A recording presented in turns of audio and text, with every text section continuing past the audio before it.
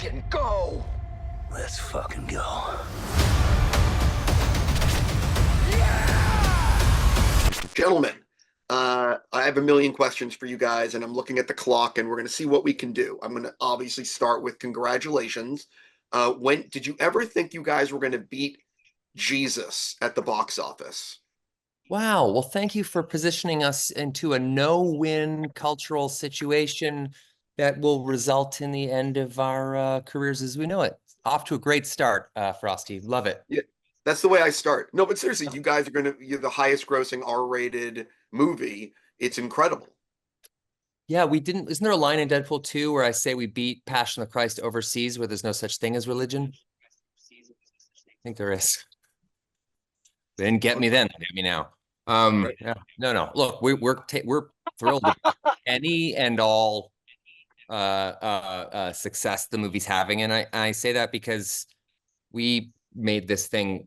I know it sort of sounds like a lot of very fluffy and adorable words, but we genuinely made this movie with nothing but love and enthusiasm and pure joy, and that was the whole. It exists exclusively to, at least in our minds creatively, to flood brains with serotonin now and always, and to be a movie that you can rewatch and revisit as much as humanly possible and still find new details lurking in the background and lines and different little throwaway moments and stuff.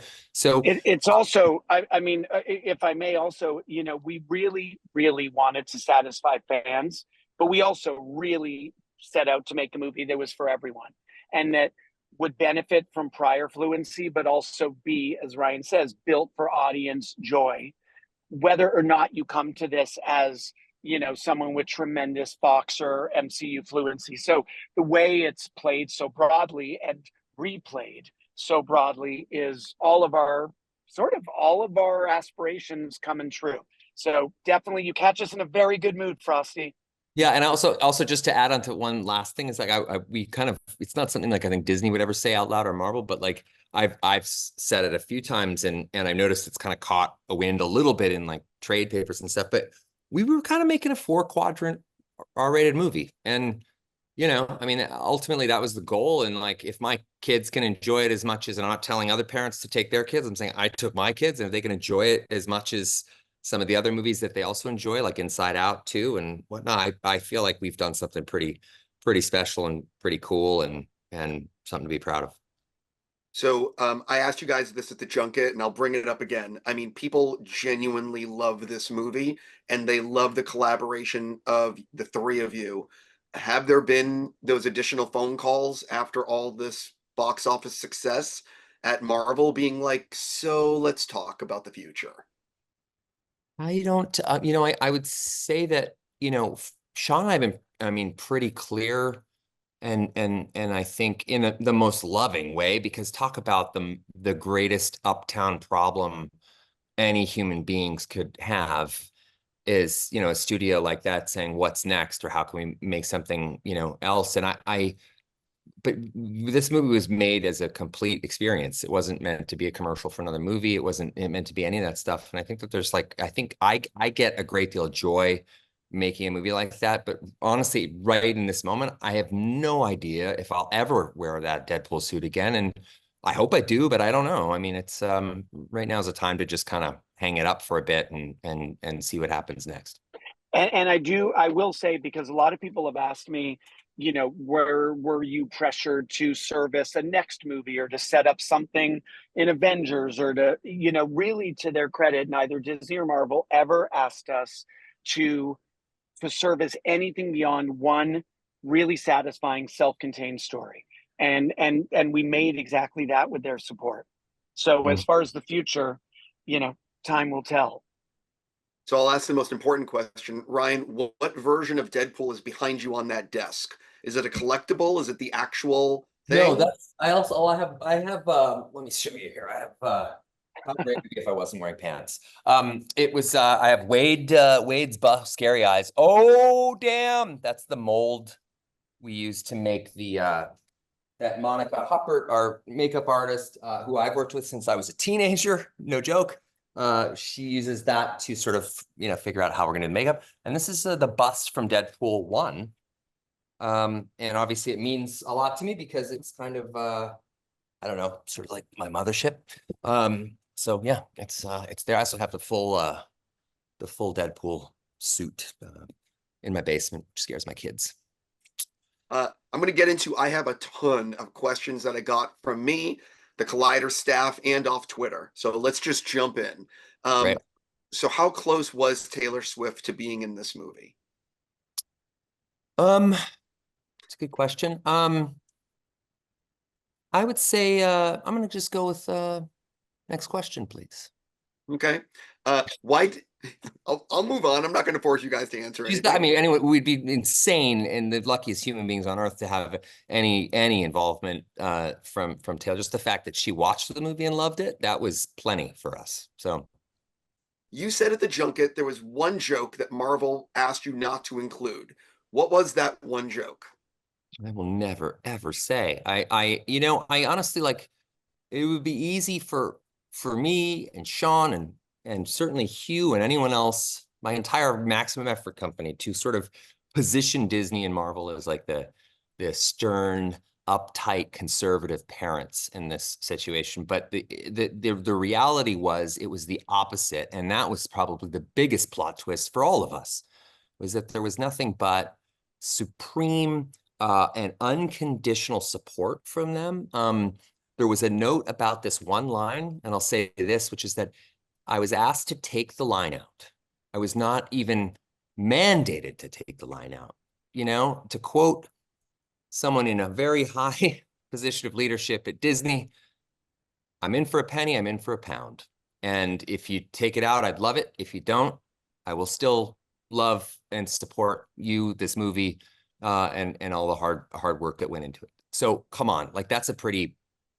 So at that point you go, do I want to stick with the pride? Do I care? Am I going to die on a hill over one joke? The answer is, of course, I'm going to die on a hill over one joke. But then you sober up a few weeks later and you say, you know what? Many weeks later, my Yeah, buddy but this Ryan is something one you want to. stubborn son of a bitch. It took weeks for the ground to soften, and I wonder, we're going to take that joke to the grave, Frosty. But Ryan, do we want to? You tell me if you want to speak more on this. I'll say that the joke that was written to replace the chain joke is not only as good a joke, but maybe even smarter. And I wonder if we give away anything about the slot where it existed, Ryan. I can't remember if we've spoken about this. Intelligence and merit of the joke is certainly debatable, but it's the Pinocchio joke. You know, Pinocchio's jammed in my ass and he's like lying like crazy. I think it's like, yeah, that's the, you know, that was the slot. Replaced what was there before, and I think yeah, I'm not losing any sleep over it. But I gotta say, like, you do, you know, when they ask that one thing, and they've just been partners at that level, which is rare in this business, and people who put their faith and trust in us to not only make a movie responsibly and finish on time and on budget. And we had a day and a half of reshoots, which we're both super proud of for any movie that's extraordinary, but particularly a comic book movie. You know, you're going to you got to take that stuff to heart, and you got to be a good partner, and we want to be good partners always. So Do you guys ever consider recreating the Hulk 181 cover with Wolverine and you know what I mean? I do, and you'll note, and in fact, I think I reposted something today. We did recreate an image of a reflection in Wolvie's claws, which is how we introduced the Hulk in that one scene with the John Byrne Wolverine. But no, beyond that, we had to be our own disciplinarians, because when you do a movie like this, you have just an unlimited amount of characters you could use if you wanted. But if you do too much of that, then you're never going to invest in the central story of this Logan and this Deadpool. And so, no, that image we didn't. But as you've seen, and as the internet has very generously pointed out, many other panels inspired me and inspired us as we built this movie. When you eventually this will be on 4K Blu-ray, will you be including like an extended cut / deleted scenes? Or is the theatrical cut the one and only version, no deleted scenes? This is what we're going to release. This is the cut of the movie. There will be no extended cut, because this is the cut that we wanted. This is the cut that I asked Shawn about doing a Snyder cut, and he didn't seem to feel like that was appropriate, or warranted. With all due respect to Zach, with all due No, we respect, love Zach, there are, however, a small handful of deleted scenes which will be included, as well as a commentary by Ryan and I, and a gag reel. There's a pretty fun, and a really good gag reel. really fun. And the gag reel isn't like bloopers as much as it is like alt takes and moments, because everyone's so professional on this movie. I think a lot of people think like I just kind of show up and like you pull a string and I kind of improv through the day. I don't. We write everything. We write 10 alternate jokes to any given joke, not just for me. I write jokes for other characters, someone who maybe has never even had a line in the background, like whatever, you kind of plot it out in advance. So just seeing some of those alts, I think will be really fun for audiences. This came from a lot of people. Is there the full NSYNC? Is there a full video of the NSYNC choreography, and where and when can fans see it? I'm going to tell you the truth. Currently, that footage exists. Yes, we have not had footage time of which? of Dancepool doing the entirety of the song. And I have to say, in our wildest dreams, we didn't dare to hope for this scale of mad love for the opening credit sequence, including that dance. So there's 2 takes where Dancepool performs the whole scene and the whole song. We have not edited it together. And now you've inspired me to see if it's too late or if we can rally and put that out there, because it is just maximum delight. I definitely think you should release it on what's called the social media. Oh, nice. I also okay. Worth noting, important to us too, to like, always acknowledge the people behind this stuff. Nick Pauley, who did the choreography for the Bye Bye Bye dance, and then even making sure that NSYNC had like a full and unconditional welcoming into obviously the premiere, but to be part of some of this Sure. the fun around this, because in a certain sense they're kind of co-authors of that opening credit sequence, and I think there's a high bar for that for Deadpool movies. I mean, the opening credits have always been pretty great, so I think it's nothing terrified me more, Ryan. I'll admit this to you now.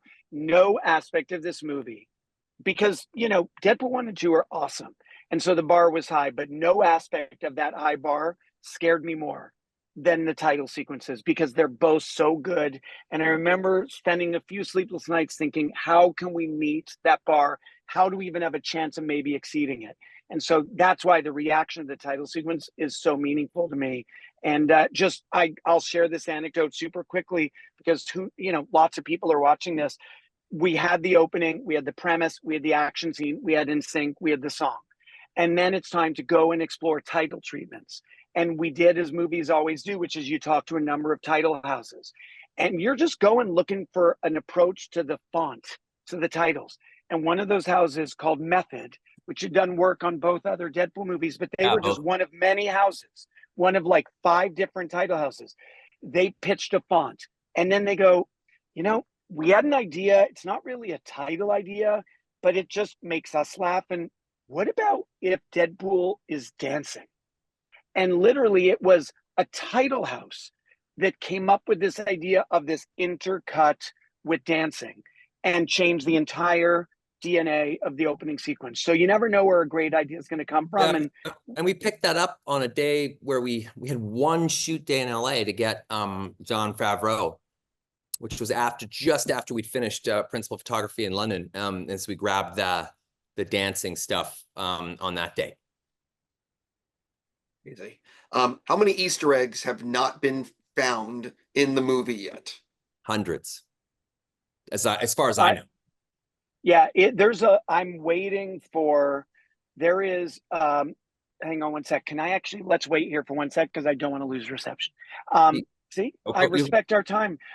There's a lot. There's definitely dozens. I'm kind of keeping an eye on social media, because some stuff is being called out, but boy, some of them are subtle and will only become apparent through very attentive rewatch. Yeah, like even little ones like that I love. I'll give this one away. When I punt Wolverine's adamantium skull toward camera and I say, Maradona goal, and it goes up, and as you go, if you really look closely, you'll see that his prisoner number from Les Mis is engraved in the back of the throat of the skull as it comes toward you. 24601, is that what it is? 24601. Yeah. And, it's little things like that. And also I just love, I love sharing those things with Hugh. I love being like, hey, look at pay close attention to the skull. What do you see? He's like, is there numbers in it? I was like, there's very specific numbers. You just see his face kind of light up. It was just great. Has James Mangold seen the movie, and what did he think? Don't know. Actually, I have no idea. I don't know either. I don't know. I mean, both of us, all of us. As of this recording, we've only been in theaters for 6 days. So, yeah. Yeah, not that I've heard of, but we all reached out to him, and Jim and I exchanged really nice texts before the movie came out, and yeah, don't know if he's watched it yet. Well, the first time we ever pitched a Deadpool and Wolverine movie was after Logan with James Mangold and Scott Frank and a few other people, and obviously that never materialized, so it wasn't until 5 years later that after 6 billion treatments and Hugh calling and saying I want to come back, then it really happened. So yeah. This was the #1 question that I got on Twitter by a mile. Why was Thor crying? You know what? I got this one, Shawn. It's I'll just say that it's something that we are going to account for at some point. That's about all I can really say right now, but we will account for it. Is it something that will be on the Blu-ray or just down the road at some point? I know this is the spoiler one, Frosty, where you're supposed to just I'm supposed to open up the robe completely. And when I stand up and show you stuff, I told you I wouldn't be wearing pants and I did, I failed you. But, yeah, no, we're gonna, that will materialize. Sure. I'll leave it be. I love the fight sequence in the Honda. Let's talk about how long does a sequence like that take to film, and what pressure did you put on yourself? Because we talked about this also at the junket, the fact that these fight sequences between Deadpool and Wolverine are the things that fans have been waiting so long to see. So what was it like filming that sequence? How long did it take? And just putting it together? I'll take this one, right? Because you're right. That is what people have been waiting to see. Every Deadpool Wolverine fight needed to have its own language and be differentiated. So the adamantium skeleton, the void, and what's the opposite of a wide open fight in the void? A very contained space. And it was in an early draft of our script where the screenwriting team wrote the idea of a fight in a minivan. That was not one of the long ones. That was not one of the long ones. I want to say we shot that entire fight in 2 days in a real van, in the real woods. In the woods, yeah. Yeah, it was also like kind of based on that, that's the stunt guy expression, which is always, it's a knife fight in a phone booth. So you're trying to find a new and different way to have that same kind of knife fight in a phone booth experience. And the fact that Wade was a used car dealer before, and he has this inexplicable hatred for the Honda Odyssey, which happens to be actually a wonderful minivan and something Shawn Levy himself owns. Not kidding, actually owns, named Betsy, which is why it's called Betsy in the movie. Yeah, that kind of stuff always sort of tickles me. I love that the headline can now be Shawn Levy names his Honda Odyssey. Like, why does she even have a name? And yes, exactly. It's a she. He will anthropomorphize anything, that's Shawn Levy. Did you, when something like that, because you don't have to ask Honda for permission, do you? Or you can just use whatever you want? No, but we did feel like it was important to include later on somewhere in the movie, and it changed places a couple of times and finally landed, I think, in the right spot, which is that I take it all back. The Honda Odyssey fucks hard. And that's like... Which, by the way, I'm sure is not what the Honda executive suite would have preferred as the, apologetic advertisement for their brand, but that is the Deadpool thumbs up. If I was fucking Honda, and I love marketing like this, right now I'd put up the biggest fucking billboard I can in Times Square that says, the Honda Odyssey fucks hard. By the way, that would be the greatest. Oh, God, that would be the greatest ad campaign. Now you've got one billboard. Everyone's taking a picture of it and sharing it on social media. Everybody wins. But hey, I'm not part of the Happy Honda Corporation. So I'll leave it. This is why Ryan is so good at marketing. No shit. Yeah, no, it's like shit. Just right here. We just saw it happen. Everyone just saw the genius happen. Keep going, Frosty. We got so much more. Dude, you have no idea. Did you ever consider Nick Cage as Ghost Rider and using him in the movie? Yes. Did it come close? Came to a conversation for sure. Yeah, but no. That was Oh, you're one. getting the good stuff. Collider, you're getting the good stuff today. Reynolds is running it at the mouth. Yeah. By the way, I do appreciate Good it, but questions, I just want to point out that for people that don't know our history, if you enjoyed the Adam Project, you can go find an hour conversation between the three of us. And I think anyway, that's a whole nother thing. There's some history here. People go crazy when Henry Cavill shows up in the movie. And I love the name, the Cavalrine or whatever. I might have said that wrong. First of You all, said it right. where'd you come up? How did the name come about? And how tough was it to get him in it and keep it under wraps? Because that's just such a great sequence. The first day of shooting, and honestly, it was like born of the reality, which is like, God, who on earth, I mean, I can't think of a more impossible and frustrating role to recast than something like Wolverine. Like, I don't know, that would be, as an actor, that would be an awful and intimidating feeling stepping into that. You'd have to really reinvent it and take it a different way. But it was born of like, I don't know, if I had to like cast someone as as Wolverine, and the guy who's made it, canon in every way, shape, and form, on screen and off, wasn't available for some reason. Henry Cavill would be pretty. I mean, he's got that kind of like, he's got an aggression woman, yeah. And literally that idea was hatched by Ryan, named by Ryan in that same instant. And it was not long after the Superman DC shuffling of the deck. And it just was on our minds. And literally then it was the idea, the name, a text, and an answer, all in 15 minutes. Yeah, it was cool. Also try, I'm lucky to have people's trust too. Like I think gone are the days where they're like, wait, Deadpool, are you gonna make fun of me or something? Deadpool never punches down. Never. He's really like, the only person he punches down on is me, Ryan Reynolds. Like that, not no one else. So like, yeah, just the conversation with Henry would be fun. It's one of the few cameos I would say that's a real cameo, whereas the other ones are more like surprises and people that have a reason to be there.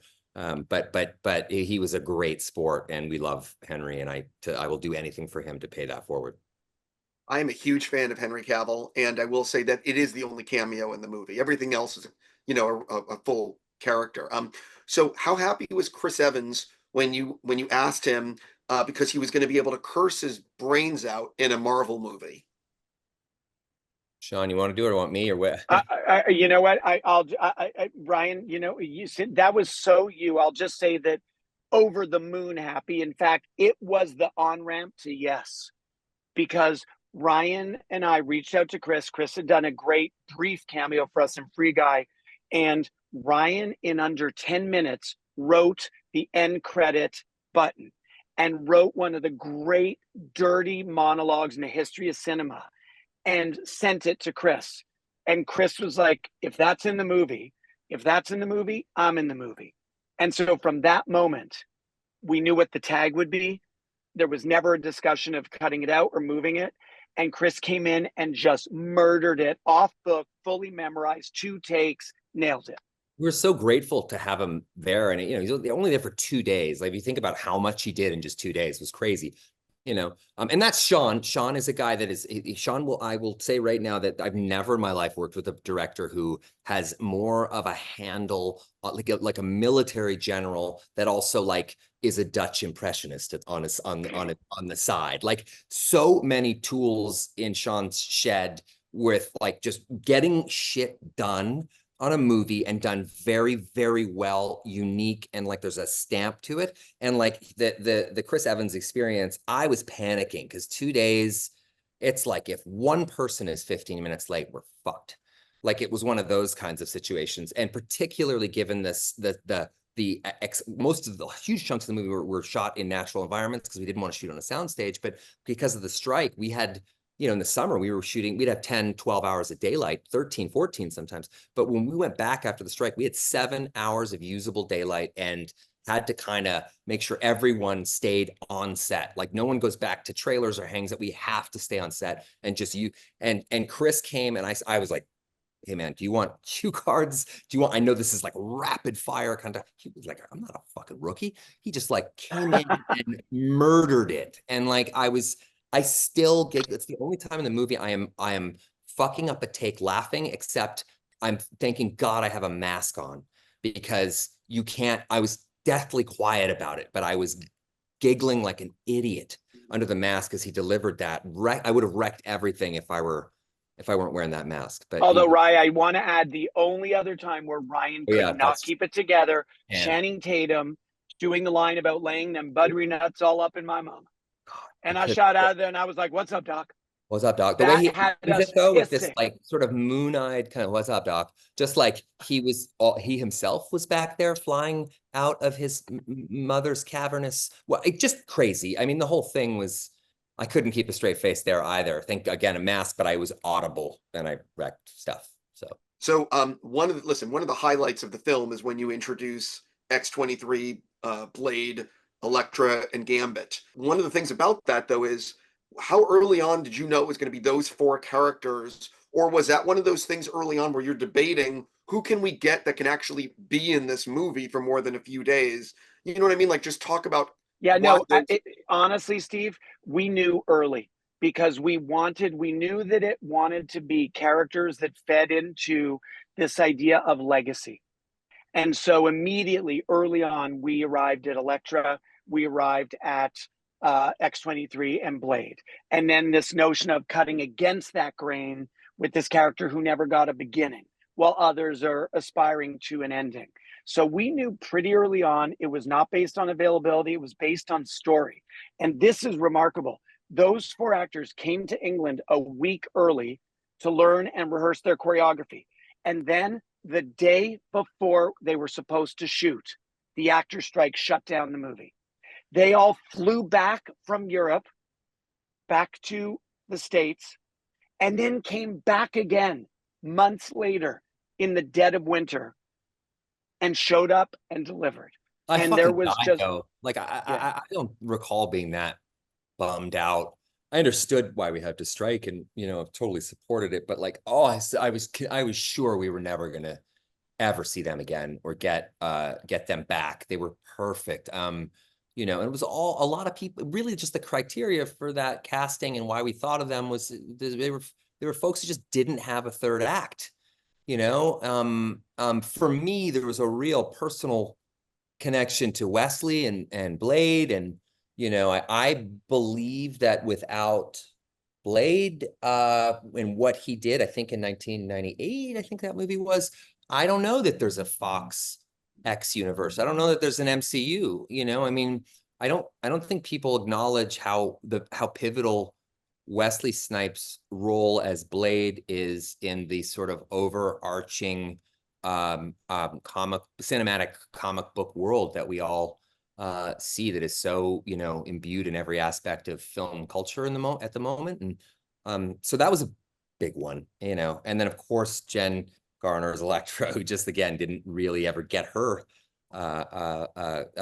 just desserts in that regard, and Channing was just a dream. And then Daphne was like, to get Daphne in there too is just like that was early. I'm remembering now, adding Laura into the movie was an early decision by us as a screenwriting team, and that predated all the cameos. We knew that the idea that Laura knows Logan, but this Logan doesn't know who she is, and that would in many ways be the soul of the movie, that we knew had something magic that it could unlock. And props to Rhett Reese and Paul Wernick for the Chris Evans suggestion as Johnny Storm. That was their they brought that one up, and boy did we run with that. It was amazing.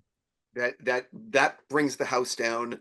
And for me, like, I had heard rumblings about certain characters being in the movie. I did not know Wesley Snipes was Blade, as Blade was coming back. I lost my shit in the theater. Like, I was so happy. When that growl hits and that audience comes through, I cried at San Diego Comic-Con because it was just like the most, like, I don't know, man, just feeling that redemption in the air and how powerful and what a movie star Wesley Snipes is, and how much the bet we were making was how much that audiences miss him dearly. They just maybe didn't realize it yet. And I also would say, isn't it true, guys? Like that feeling in a movie theater of collective awe and joy, that is what that is the dream of the theater experience. And that is something that is just unique to being in a dark room with strangers. And I'll admit to a slight addiction at this point to the reaction videos that are proliferating on social media. Those things are like crack to me, because it brings me back to that feeling I too had at Comic-Con and every time I've seen the movie. And it's the pure joy we were trying to lace this movie with. I loved looking around as West comes in. It's like Jen blows the roof off the place, and then it's just like this layer cake of awesome that just keeps happening. You know, Layer cake of awesome. West comes walking through, and then when that playing card breaks the frame of our and then flies back into Chan's fingers as you reveal. I mean, it's just like, I don't know if there's a better feeling on earth than that. If there is, God, hope I don't find it, because I'm never go. I definitely have to touch on Lady Pool. How early on did you know it was going to be your significant other? How did that come about? Well, that's kind of like one of the earliest things that Rob Liefeld talked about with Lady Pool, is that he sort of had always kind of envisioned Blake in that role. But I think that predated even my relationship with her. So it's kind of ironic and weird that, you know, it happened that way. So yeah, I mean, early on, that was definitely the discussion. That was, we were all sitting on stage, we're figuring out exactly how this was going to go. And that was kind of some of the latest writing was around that stuff, like the 11th hour work. I'm reading a question. This is something that someone sent in. Was there ever a discussion about actually showing the X-Men dying in Wolverine's home dimension? Yeah. Yes. Yep. We talked about it. We ended up doing it with a soundscape and with sound design. We did talk about it, but ultimately it felt like the specifics of those characters' deaths don't matter to this story as much as the way they haunt Logan. And so we chose to keep the focus on him. Yeah, it's a little bit what you don't see is more, I think, more haunting than what you do see. I think it would sort of, I don't know, maybe I'm wrong. Shawn and I felt like it would cheapen it if you're seeing, all these people, these kids, these grownups, and then, really the biggest win, I think, for us with the Wolverine character was two things. I mean, everybody thinks it places a lot of emphasis on the suit. Now, I love that we kind of use the suit as a hair shirt, as a kind of penance, that he's wearing this thing that is like a punishment that covers his body, and I think there's something really, really powerful about that, the way somebody mourns in black, or, that is such an expression of mourning and sadness. So for him to have that for us was a huge win. And probably the first thing we said to Hugh when he said, I'm in, I was like, you got to wear this suit. Right. And he was like in right away. But then the other one was like really kind of scratching that itch of Wolverine, like the idea that the berserker rage takes over, he kills, and he can be to a certain degree indiscriminate about that killing. And that is a big part of the shame. And that's a secret that we kind of slowly unravel through Cassandra Nova, who's, roaming around in his head. And we sort of feel that power, because Deadpool and Wolverine, the thing they have most in common is shame. They both have an enormous amount of shame. And I think men and women deal with shame differently. Men deal with shame poorly. Women can deal with shame in a much more actualized way. I think that's just my theory, not to get into gender specifics, but these two guys, both Deadpool deflects it with, humor and sexual tension in his own, squirrely half a brain head of his. And then Wolverine, of course, is aggression and, and violence. So touching on some of that berserker rage, which is genuinely in the canon of Wolverine and the comics, and getting to sort of acknowledge that he didn't just kill the bad people when he lost it, is I think pretty damn powerful, and not necessarily something we want to see. We want to feel it, So, Guys, I think I can do one more question, Steve. Okay, so I'll ask you a director question. So one of the things that all of us and people freak the fuck out in the theater on is when you finally see Hugh put the mask on. So talk a little bit about, as the director, how did you want to frame that sequence and finally do the reveal and film that action? Because like people lose, like I've lost my mind and everyone loses their mind. Cool. So did we when we filmed it, by the way. So did we. So I just remember early on, very early on, when I was still storyboarding, it became clear that, okay, he's got to wear the mask, but don't give it up too early. Make them wait for it, make it later, and make it count.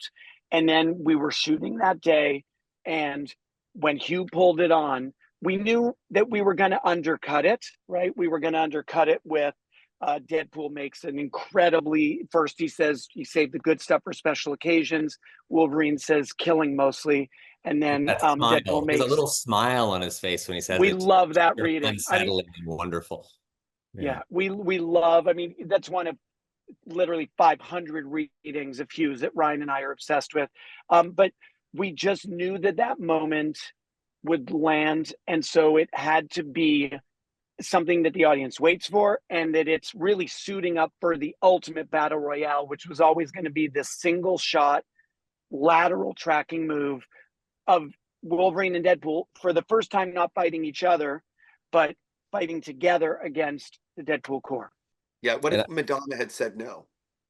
fuck me. We would have That's been the very thing. fuck. Yeah. Because that song for I'll me tell you is what, guys, it's just so your- I don't miss a flight, Ryan, you want to answer the Yeah. Madonna piece, because Lord knows we were in that together, and I'll Yeah. just quietly go away. All right. Talk to you soon, buddy. Okay. Bye, guys. Yeah, I got a few more more questions if you Oh, want. I still have questions, sir. I just don't want your everyone on your side getting mad at me. No one's gonna get mad at you. They would know. I would never say that unless I meant it. I'm not playing good cop to someone's bad cop. Although I could use a bad cop. If Madonna said no, I don't know what I would have done. I honestly don't know. I mean, my plan B was to ask her again, which isn't a great. I think that might have been my C, D, and E all the way through the alphabet until you go back around again with numbers beside it. I don't know. Since 2017, that has been stuck in my head on a MoCo camera, motion control camera that is moving left to right. I know this is a comic book movie. I'm not trying to sound like a douche, but the David Lean, Lawrence of Arabia thing, everything moving left to right in the frame, kind of giving us this sense of progression and a journey and an overarching kind of theme of moving from one place to another, where Deadpool and Wolverine are working together. It was always in my head exactly like that, except in the original version, it was a sequence that I had before. This predated any kind of green light. This was part of a treatment that I'd written in 2020 or 2021, I forget, where Colossus dies. And and he says a kind of a callback to Deadpool had been on this like journey of like self-discovery, or Wade had it basically, where he'd like, similar to now, like given up the Deadpool suit, given up actually violence, and all these things, and kind of like had been sort of absorbed into like a kind of a cult kind of vibe, that he was sort of like Colossus felt like he needed to get him out of. And anyway, so Deadpool doesn't even swear. And he's very, very kind of like chaste and kind of, and then when Colossus dies in the third act for this same MoCo sequence with like a prayer, he says, because in Deadpool 2, I say as I'm dying on the ground, I do this long, elaborate death in Deadpool 2 where I keep coming up with new reasons to not die. And it's exhausting all my friends around me who are sort of saying goodbye. I do a callback where Colossus says, he says, say fuck for me, as he's lying on the ground, dying. Same thing I said to him, and I'm like, what? And I'm emotional. And he says, come on, we'll do it together, on three. Come on, here we go. It'll be fine. Wait, 1, 2. And I sort of say, and he dies, like before I even can say it. And you see Wade step out of frame, and you would hold on the empty frame for like maybe 2 minutes of his Colossus body, just like excruciating, like something that the studio would go like, you can't do that. And Wade comes back into frame wearing the full Deadpool suit and the swords, pulls them out, kicks open the door, like a prayer starts, and that MoCo shot against like, I don't know, zombies. I forget what the sort of baddie was. And it was I loved it. And it was such a powerful sequence, but that construction is still there, but it's with Wolverine now. And obviously, starts and ends much different. I know that you had been working on a version of Deadpool 3 for a while. What do you, was there a version before this that you were like, this is the one, I really want this one to go, you know, in terms of the story, structure, whatever it was? Or do you think ultimately, you know, this was the best version? You know what I mean? Like, because you've been working on the script for so long. Yeah, I don't think like that. I mean, sometimes all those kinds of like ideas you have in places you go, oftentimes they get absorbed and used again somewhere else, So like I never had that, but I also like, there were lots of stories that I kind of pitched Kevin Feige that, for whatever reason didn't work for him and maybe I really loved, and then vice versa sometimes, where I was like, I love that. So but I also, like I said it earlier too, I believe in like the idea that you don't want to just be a good partner. You kind of want to be a responsible one. And like I know that there's this, like, particularly within Hollywood, when you talk to like filmmakers and different people, there's a kind of like easy riders, raging bulls, kind of fuck the studio. We're gonna, do our thing. And it's just like, well, hold on, like the studios, they're fucking paying for the thing, and there's a lot of people there who might have an opinion on it that is valid. There's a lot of people who might have an opinion on it that you don't like the opinion, or you don't think it's useful. That's fine too, but that happens in every creative situation. So like, I'm sort of, I just think that, like, I love notes. I love it when somebody's like, I don't understand that. I don't like that. Or, because it always opens up your mind. I mean, because constraint is the greatest fuel for creativity on earth. Too much time and too much money, particularly in movies, I think is, it kind of destroys creativity and innovation. You start kind of thinking like, how do you spend your way out of something rather than, how do you spend your way out of something with spectacle rather than character, even though character, you remember character. I don't know that audiences remember spectacle as much unless it's incredibly unique and special. So I think people are they're gonna remember when Hugh puts on his mask. So you and Shawn obviously did some early friends and family screenings. I'm sure you showed it to whoever, obviously. What did you learn from those early screenings that impacted the finished film? Was there a sequence that you're like, oh, this really doesn't work, we need to fix this?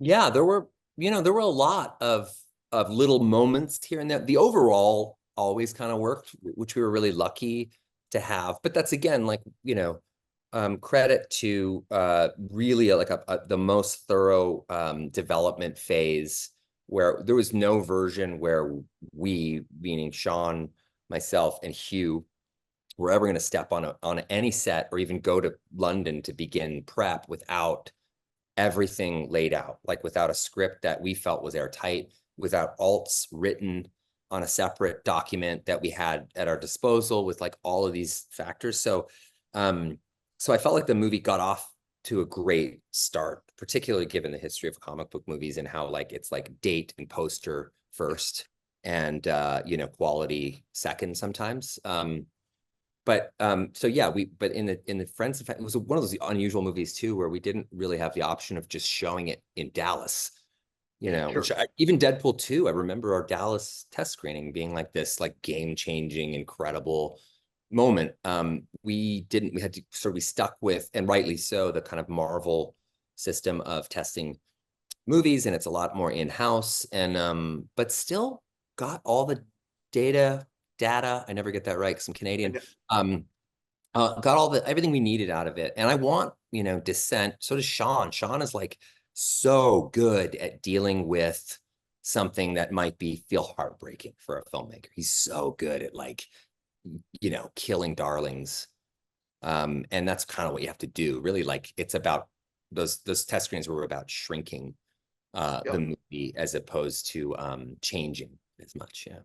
Yeah, totally. And also, like, you want to know if something's not working early on. You don't want, you know what I mean? Like, it's, yeah, I mean, Who wants to fucking go ahead and, like, my way or the highway? I'll take it. Like, I want feedback, man. So does Shawn. We love hearing people's perspectives. I did get one proper friends and family for us.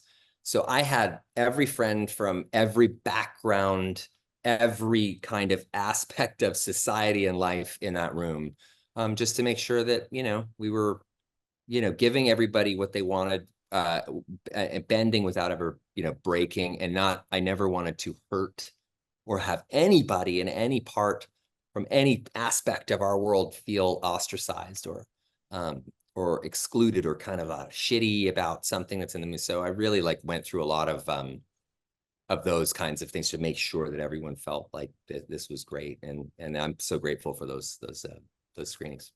One of my favorite bits in the entire film is it's in the first act. It is when it's the birthday party and you go into the hallway and the TVA soldiers show up and it's the dialogue you say to these guys. Mm-hmm. It brings tears to my eyes. I just can't believe what you say. I can't believe Disney approved it. I can't believe it's in multiplexes. It's Yeah. fantastic. With something like that, how long does that actually take for you to write? And what is it like? I mean, because it's just fucking great. It's not long to write. There are certain chunks of the movie that, Shawn and I kind of really handled, and other chunks that Zeb Wells was dealing with. And then, because Zeb is so fluent in all the in nerd, and it was so helpful to have. And then Rhett and Paul would handle other chunks. And so like we would kind of get stuff done that way. So that I wrote that particular one and it was fast. It was really, I don't know. It was like things like I think the pretty woman joke is like right on the day. I think because I was chewing a mint or something when I was starting to rehearse it or just get ready to shoot it. And I, suddenly was like, went with this weird, but no, and I'm doing an impression of Josh McLaglen, who was our first AD right there when I'm saying like, spare us to clean up on aisle, asshole. We're going to move on down the hallway. Is everybody good with this? Everybody good with this plan? That's so how he talks. He's this ex-Marine and he recognized it right away. You could see him like blushing and giggling over in the corner because I was just doing him.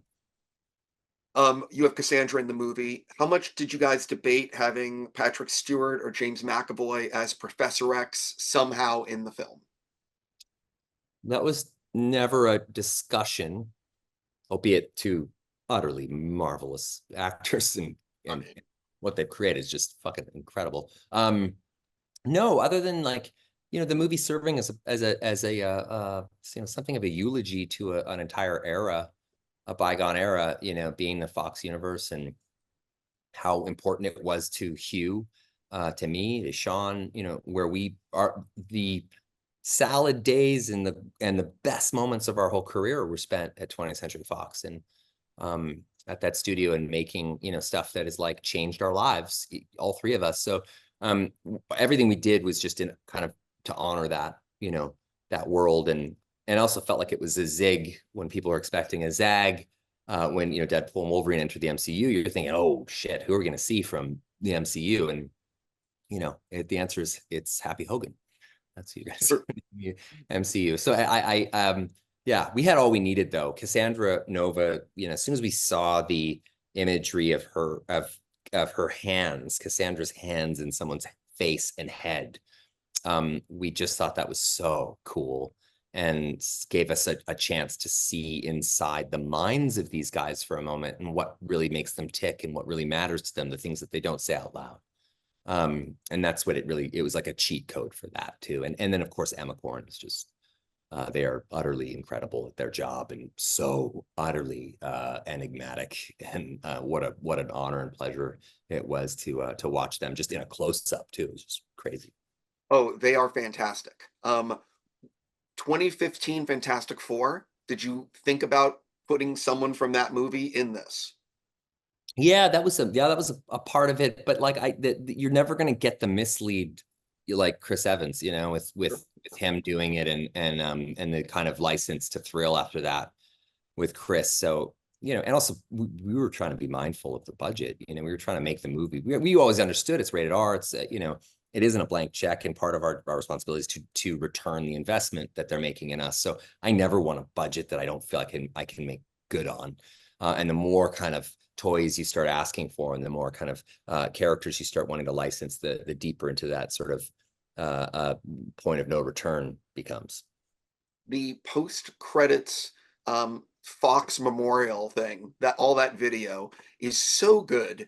Talk a little bit about putting that in the film, how you guys decided what video to show, and just how it all came about. Oh, that's a great question, Steve. 'Cause that was twofold. It was interesting. We were sitting at a restaurant with Shawn, his family, and I was sitting next to Blake and my family, and it happened at that lunch all at once. And it was just that we brought a little speaker that we were just playing music on, and I had been looking, and as well as Shawn and I have both been looking for a way to kind of come full circle with this 20th Century Fox logo, sort of buried into the ground, and it's in a slightly decrepit kind of state. And I just kind of felt like that theme needed an end cap of some kind, something that sort of says, like, that delivers what that message was early in the movie, and actually just serves as a great punctuation mark to it. And Good Riddance, the Green Day song by Green Day, just came on the speaker, and that whole idea came. I was like, wait, hold on, what if we did like a kind of a digital eulogy? Like we're seeing all these characters throughout Fox. Like we're seeing me when I'm like just like a puppy still, as Wade Wilson the first time back in 2008 or 9 or whatever it was. Hugh as well. Like, I mean, it became that. And then Shane Reed and Dean Zimmerman, our amazing editors, put together this thing that just never changed. And then it was just like the worst job of like hunting people down to get releases. I can't tell you how many letters I wrote, how many agents I hit up. I need, Jessica Alba's number. Like, I need this. I need to get to Ian McKellen. How do I do that? So yeah, it was just kind of born of that. And then 5 days ago, after seeing it at San Diego Comic-Con, I started hunting down Billy Joe Armstrong's number, and I got him. And I was like, just like so grateful to him and to Green Day for writing that song, but also licensing it to us, because they didn't have to. And they did. And they did it in a way that was kind of made our budget work. And I just was so thankful to them. But what's funny about that is that he freaked out, because not freaked out, but he was like, this is crazy. We are all walking out of the movie theater, me and the whole band in DC, because they just watched Deadpool and Wolverine. And it was just like, and then you're calling him? Yeah.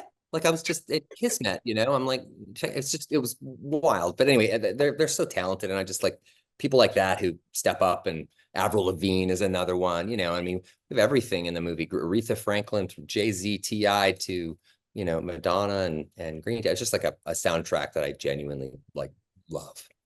No, listen, I'm a huge fan of Green Day, and that song works perfectly. When you think on the shoot, what is the shot or sequence that ended up being the biggest pain in the ass, but was so worth it when you see the finished film?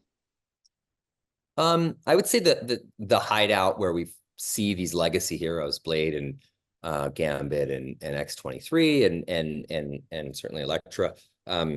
Only because like there was so much anxiety around it. I was so worried about, each of these movies has one of those scenes in it that is like a 12 or 13 page scene. And those are always those scenes that you're asked to cut or cut down, because conventional wisdom would say you can't, maintain one location, one scene for that long in a movie, in these kinds of movies that are so, action driven and all that stuff. And I've got them in all the movies. I mean, even Deadpool 2 has a 14-page scene where I have the baby legs. I mean, and that's like a layer cake. I have people who just keep coming in and upping the kind of ridiculous's of it. And eventually Cable shows up. It's just, I know it worked there. And so we, but that sequence, I have all these like unknown quantities we're dealing with, right? You got Wesley showing up and Channing and Jennifer and Daphne Keane, all these people who are going to have ideas and thoughts, and like, how do we, and we only had them for, I think when we shot that particular scene, we had them for a day and a half. So it's a lot to do, a lot of coverage, a lot of everything. And you really also definitely want to make sure that every one of them has their moment.